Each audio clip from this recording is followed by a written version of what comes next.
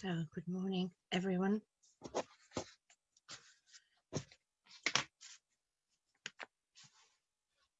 Let us stay a little longer in that space deep within us,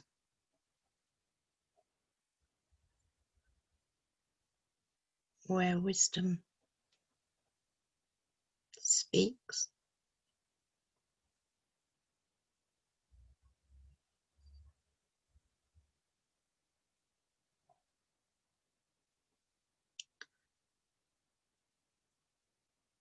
I'm going to offer some thoughts that might be challenging to some,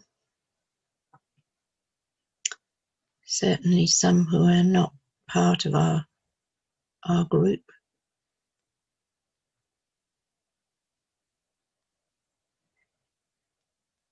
But I'd like you to listen to them, listen to these thoughts in your hearts. You can always follow them up later if you need to, checking out the information. But for now, keep an open heart and keep as far as possible below your mind.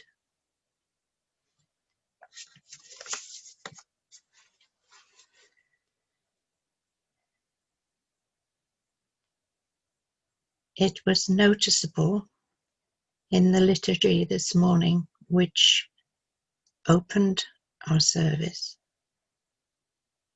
that wisdom was referred to throughout as she. And this harks back to an ancient tradition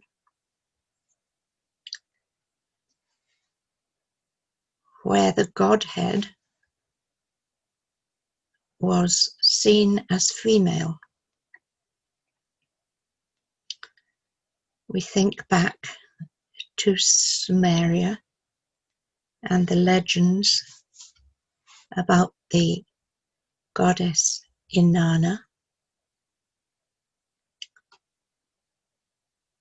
and to Babylon, where Astarte and Ishtar, the alternative name, reigned, and even to Egypt, which was the realm of Isis. And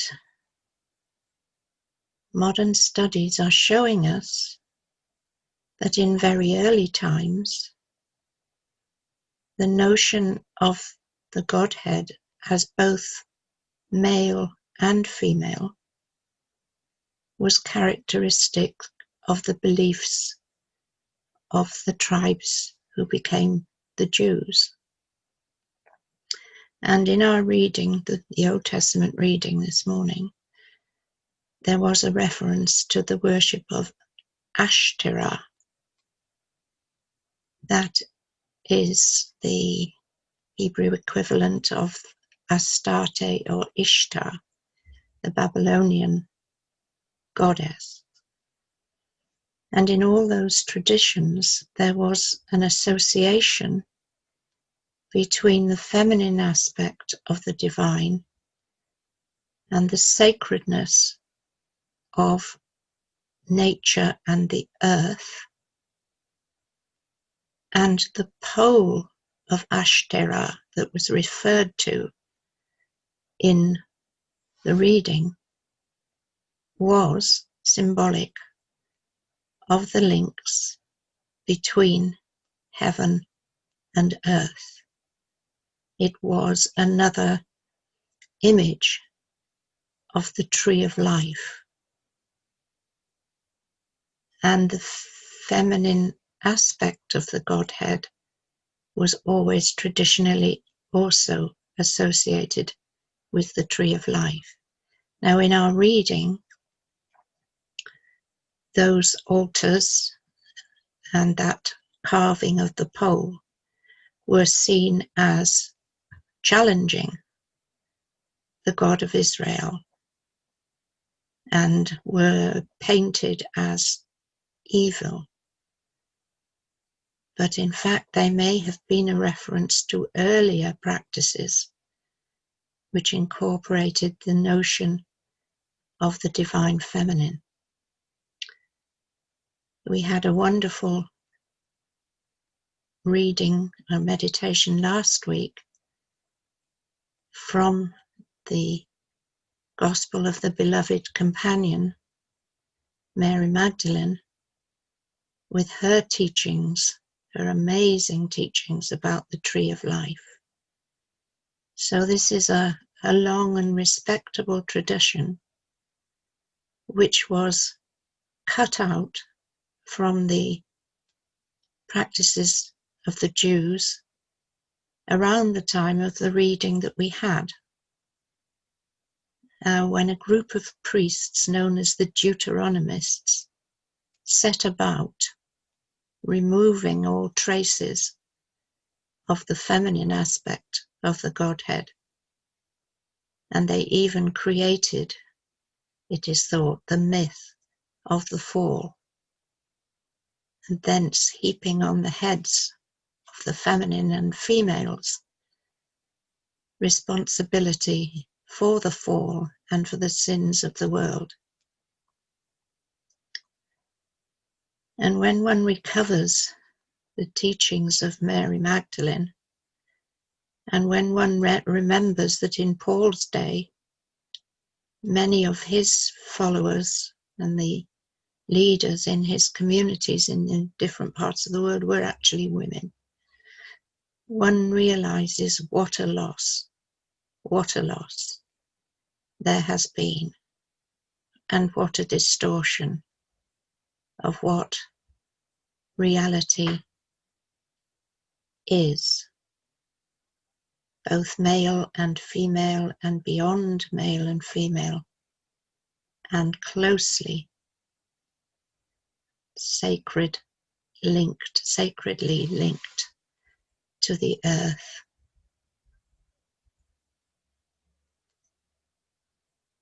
And so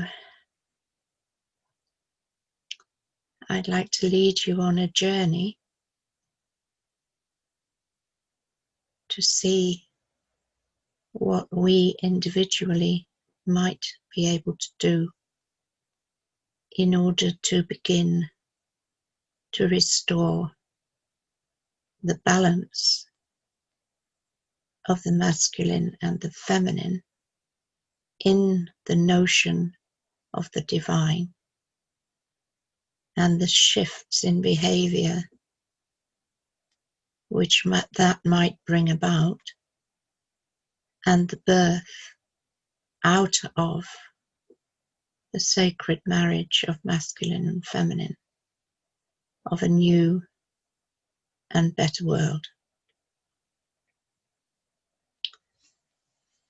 So begin by being aware of your roots, reaching deep into Mother Earth, down and down into her depths, anchoring themselves around a crystal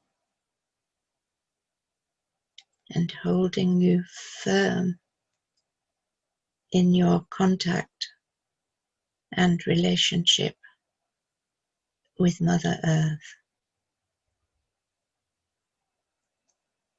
Take some deep breaths, breathing in her renewing energies and breathing out any anxieties, disturbing thoughts, annoyances that you might have around you at the surface of your minds. Breathe them out into Mother Earth, and she will turn them into rich compost.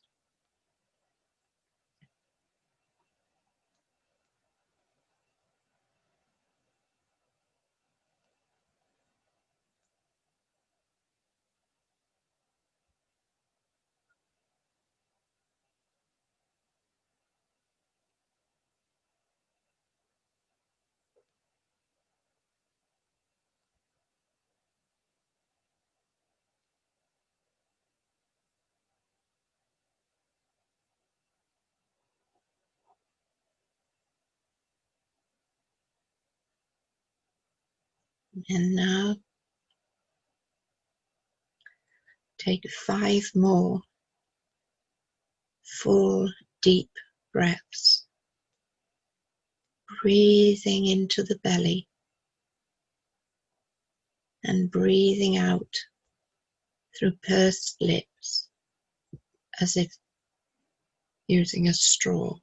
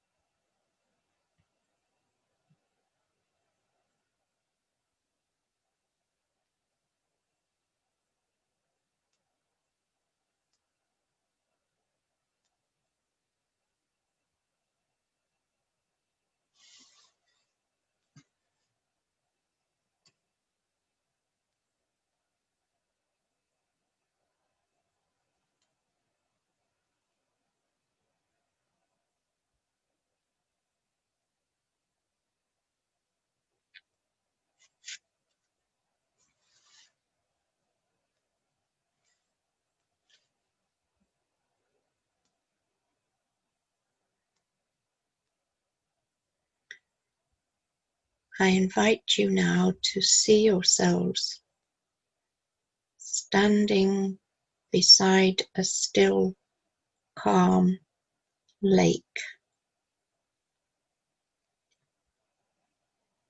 The lake is fringed with trees, and opposite you, above the trees, there are snow-capped mountains. And as you stand in the tranquility and calm, you notice the mountains and trees reflected in the calm water of the lake.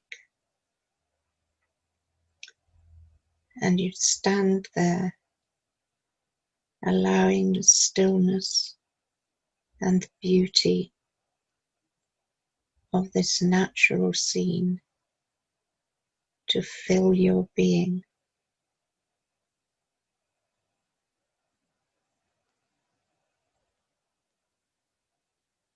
Until, with a peaceful heart, you turn from the lake and you see a few 100 yards off a hill, and leading to the hill there is a pathway. You decide that you would like to walk up the hill and see the beautiful scene of the lake from a higher perspective. And so, still with the peace in your heart, you walk slowly up the gentle slope of the path as it curves around the hill. And as you approach the bend in the pathway, so that you cannot see what is ahead. You feel within the peace in your heart a quickening, something in the air around you, in the atmosphere feels more alive, and there is a sense of expectation and joy. And as you turn along the path around the hill, you see in the distance the reason for this quickening. For there, quite a long way ahead of you, is an amazing, shining light.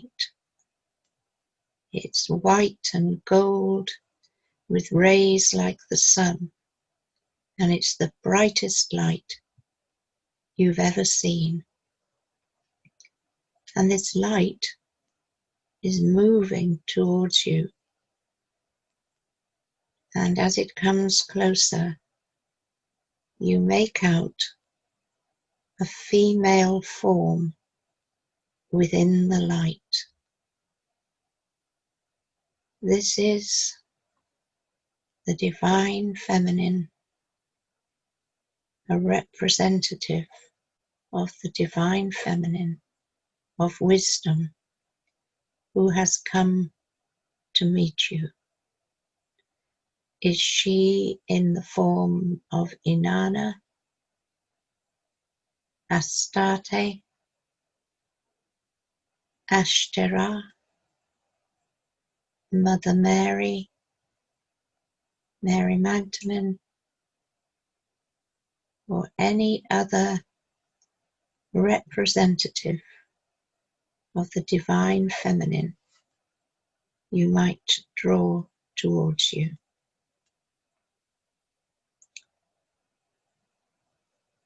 As she comes closer and closer, you notice her huge eyes, her smiling mouth, her flowing hair, and the emanations of deep love, compassion, and acceptance for you. You breathe in this deep love and compassion,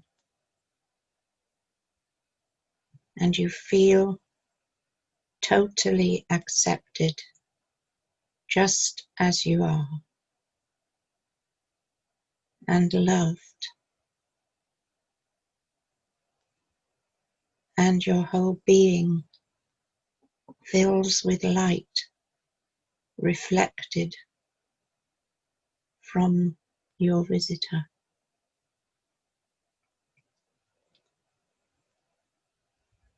And as you meet your visitor in contemplation, you might ask how in these days of anxiety and fear and darkness and the ravagement of the earth, you may help to shift the balance, to awaken the feminine, and through the sacred marriage to reach the truth and contribute to the coming of a new world.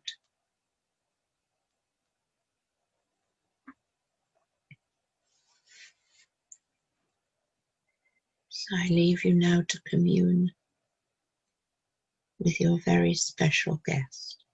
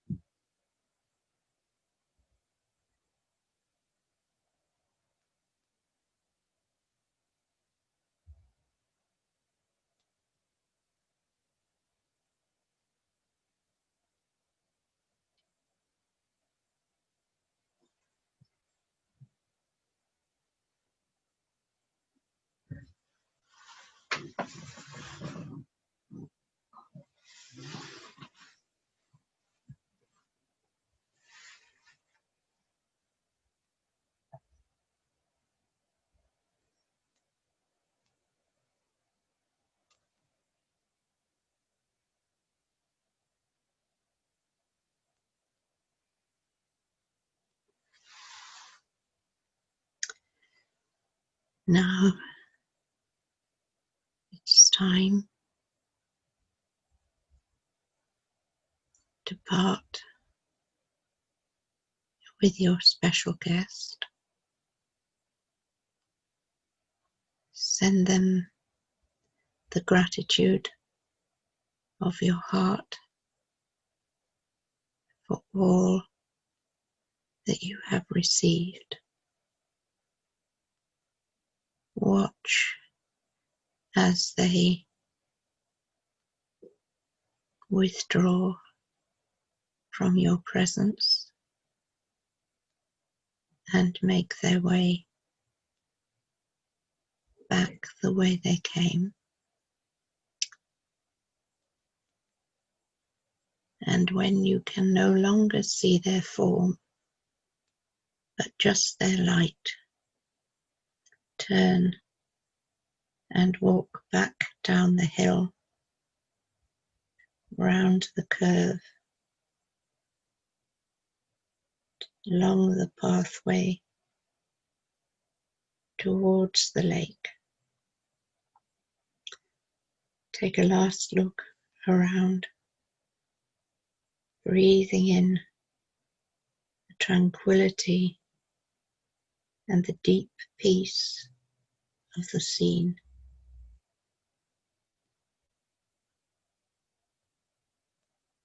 Tuck away in your heart the inspiration you have received,